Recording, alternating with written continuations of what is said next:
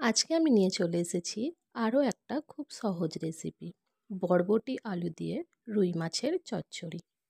এই সহজ রেসিপিটা কিন্তু খেতে খুবই ভালো হয়।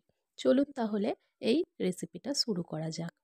তার আগে আমার চ্যানেলটা না সাবস্ক্রাইব করে থাকলে দয়া করে আমার চ্যানেলটা সাবস্ক্রাইব করে নেবেন।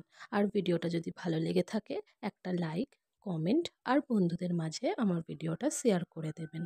চলুন তাহলে এই সহজ রেসিপিটা শুরু করা যাক। একটা কড়াইয়ে আমি দিয়ে দিচ্ছি 2 টেবিল স্পুন সাদা তেল। তেল ভালো করে গরম হলে আমি দিয়ে দেব আগে থেকে নুন হলুদ মাখিয়ে রাখা রুই মাছ। তেলকে খুব ভালো করে গরম করে নিয়ে আমি মাছের টুকরোগুলো এক এক করে দিয়ে খুব ভালো করে ওলট পালট করে লাল লাল করে ভেজে নেব।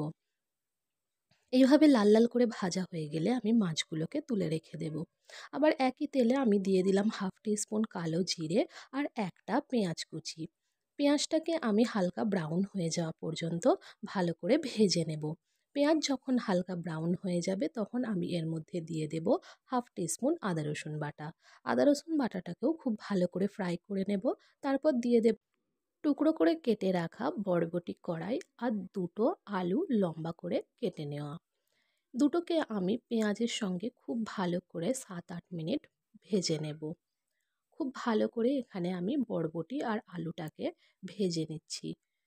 তারপর আমি এর মধ্যে দিয়ে দেব লম্বা করে কেটে রাখা একটা টমেটো, স্বাদ অনুযায়ী লবণ, হাফ টিস্পুন হলুদ গুঁড়ো, হাফ টিস্পুন ধনের গুঁড়ো, হাফ টিস্পুন জিরের গুঁড়ো আর হাফ টিস্পুন লাল লঙ্কার গুঁড়ো দিয়ে খুব ভালো করে আমি মশলাটাকে কষিয়ে নেব।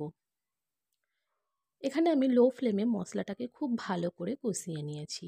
মাঝে মধ্যে 1-2 স্পুন করে জল দিয়ে মশলাটাকে কষিয়ে নেবেন যদি মনে হয় মশলা নিচে লেগে যাচ্ছে। খুব ভালো করে মশলাটাকে কষিয়ে নিতে হবে। মশলা খুব ভালো করে কষিয়ে নেওয়া হয়ে গেলে আমি এখানে দিয়ে দেব পরিমাণ মতো জল। জল দিয়ে আবারও একবার নাড়াচাড়া করে আমি এটা ফুটে যাওয়া পর্যন্ত অপেক্ষা করব।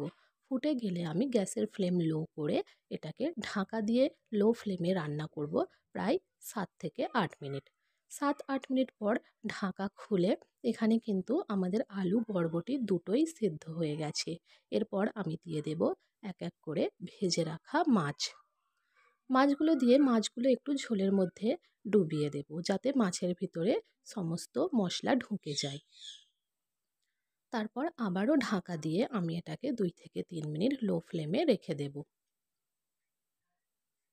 2 থেকে 3 মিনিট পর ঢাকা খুলে দেখতেই পাচ্ছেন বরবটি আলু দিয়ে রুই মাছের চচ্চড়ি একেবারেই সার্ভ করার জন্য রেডি হয়ে গেছে।